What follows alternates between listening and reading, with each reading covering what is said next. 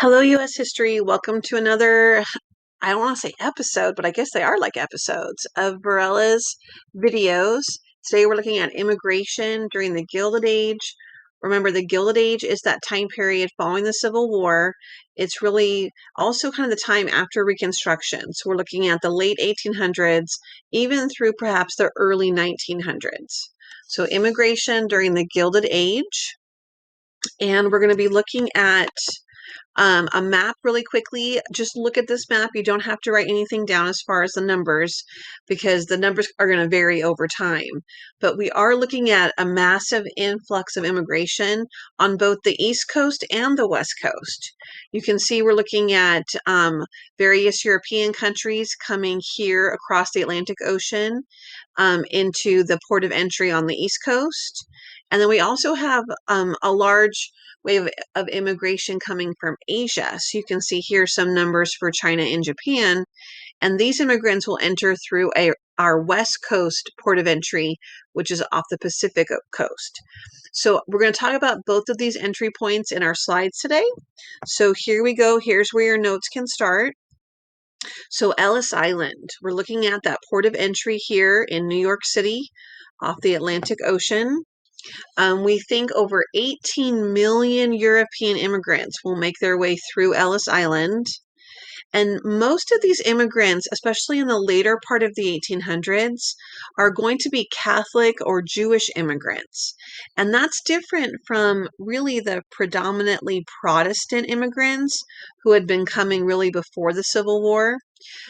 You do see some Irish immigrants who are Catholic coming in the 1840s, but that wave of Irish immigrants and Catholic immigrants will expand to include immigrants from Italy. You're also going to see immigrants from Greece, so perhaps of a Greek Orthodox religious background. Jewish immigrants coming from Russia, from Poland, from many parts of Eastern Europe. So we really see kind of a change in religion or main religion for immigrants coming. We also will see a vast majority of these immigrants who do not speak English. And we'll talk about how that is going to be different than, let's say, the Irish or English immigrants that have been coming over in the previous century. So Ellis Island, right here where we see the Statue of Liberty, that is our port of entry on the East Coast. And again, the Europeans who are coming here are actually mainly now from South Europe, Southeastern Europe, or Eastern Europe. Angel Island is going to be our port of entry here on the West Coast. So here's a picture of Angel Island. It's literally up near San Francisco. You're going to see over 25,000 Asian immigrants make their way through Angel Island. And this will start really kind of right before the Civil War and carry through the early 1900s. These are going to also be immigrants who do not speak English.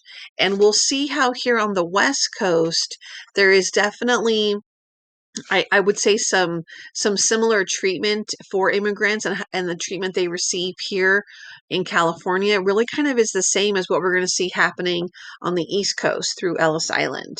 So Angel Island, San Francisco, most of the immigrants coming through here are from China and Japan, but they will come from all parts of Asia. Ellis Island on the East Coast in New York is mainly going to see European immigrants. What's interesting about the Angel Island and the immigrants coming from Asia is that many of them have lived in villages. They have not lived in cities. And so this is their first time being exposed to what would be considered a large metropolitan city type area.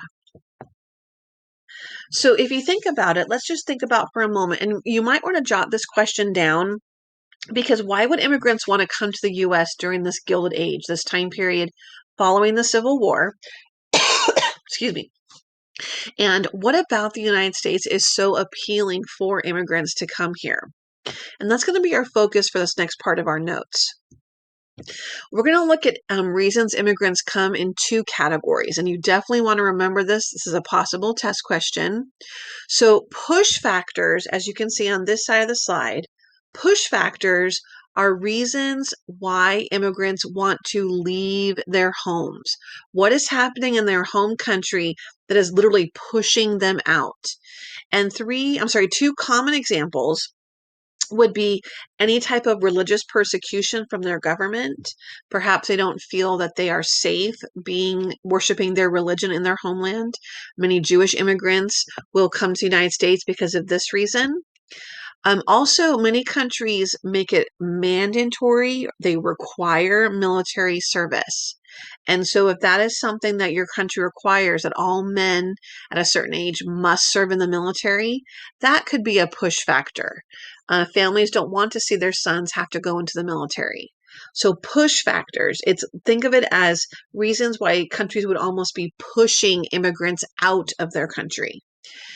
And then on the other side of our slide, we have pull factors. And these are reasons to come to America. So what in America is pulling immigrants in? What do immigrants want to come to America to see or to get?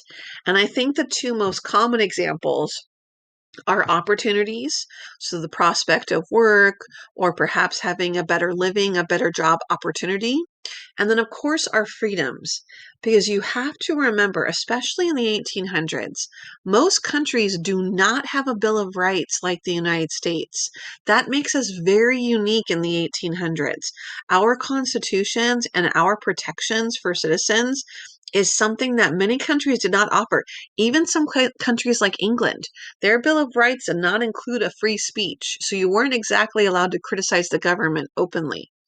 So our freedoms, freedom of religion, freedom of the press, freedom of speech, those freedoms are very appealing to immigrants who live in countries where they might be living under a dictator or some sort of really firm dictatorial regime.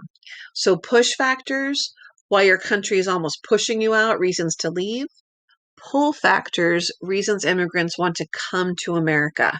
Remember this, this will be important. And then, of course, we have a very famous quote. I feel like this quote is so important. I would like you to write this down. This is actually the quote that's at the base of the Statue of Liberty. So right here in Ellis Island, give me your tired, your poor, your huddled masses yearning to breathe free. The poet was Emma Lazarus. And basically, this is sort of what we have placed as our opening to the immigrants who are coming here. We will accept all of you. And I want to remind you that this was the sentiment when the Statue of Liberty was first sort of rebuilt here in the United States, once it comes here from France in 1876. So we are a country that is supposed to be welcoming to others, especially others who are from different backgrounds, who basically do not have a good life in their home country and they want to come here for a better life. So that's, I think probably I don't think the whole poem is on the Statue of Liberty. It's just this one quote. But the idea is that that is sort of the essence of why we want to allow immigrants into our country. The other part of our notes today are going to be dealing with, as we see our populations of cities rise, we're going to see the way that cities look change. And so we call that urbanization. And that definitely ties into this idea of what as immigration is rising, especially in New York.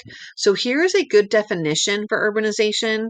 People rushing to the cities, many from rural areas, because our cities are going to see their population increase, not just with immigrants, newcomers to our country, but also people who realize there are more job opportunities or higher paying jobs in the cities.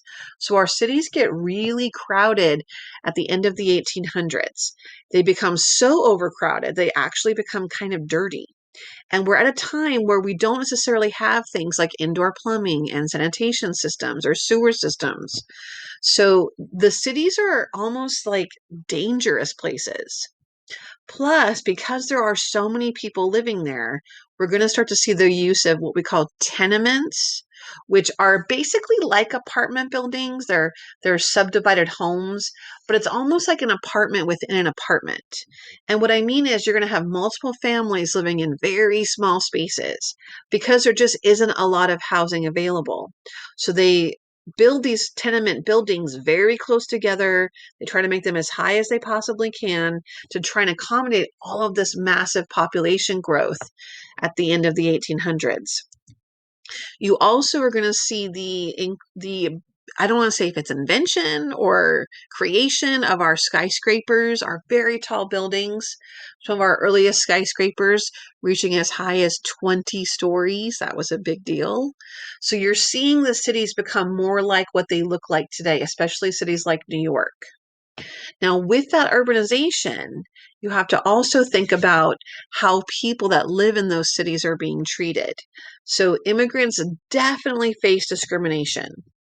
Um, Many Irish, Italian, German immigrants, for example, they tend to look to live in their own neighborhoods.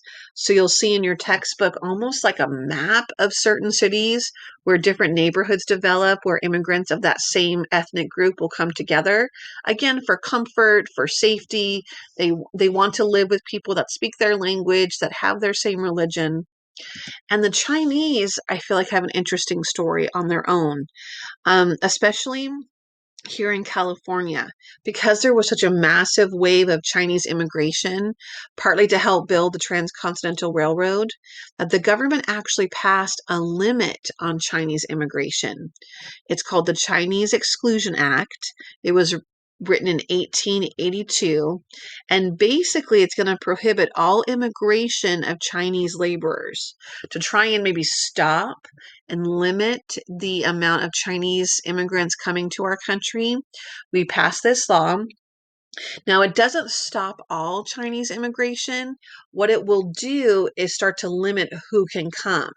So they will allow immigrants from China to arrive, but they have to meet certain criteria and not meet certain criteria, if that makes sense. So we're looking at sort of a way of almost kind of making a law against a specific ethnic group. And in this case, it's the Chinese, but it just sort of shows that there is definite racial prejudice when it comes to immigration, and almost like a backlash when we feel like, when many of our government leaders have felt like too many people from one country have arrived, we have to stop it. So the Chinese Exclusion Act is going to basically be around for about another 40, 50 years. It never actually gets repealed, I think, until the 1940s, but it's there. It's just going to, the number that they use to enforce it will change over time. But there's definitely discrimination, and that's just by law. Think about treatment. There's definitely some hostility and violence towards immigrants of all backgrounds. It was easier, I think, to target Asian immigrants because they physically look different with their Asian features. But I think immigrants from all backgrounds are going to face violence and discrimination on both coasts, both on the East Coast and the West Coast. All right, I'm going to stop our notes here for today. But what we're going to do is pick up with this idea of immigration in our next assignment in class. Plus, we'll come back to the idea of life in the cities. Hope you took some good notes. Thanks for listening.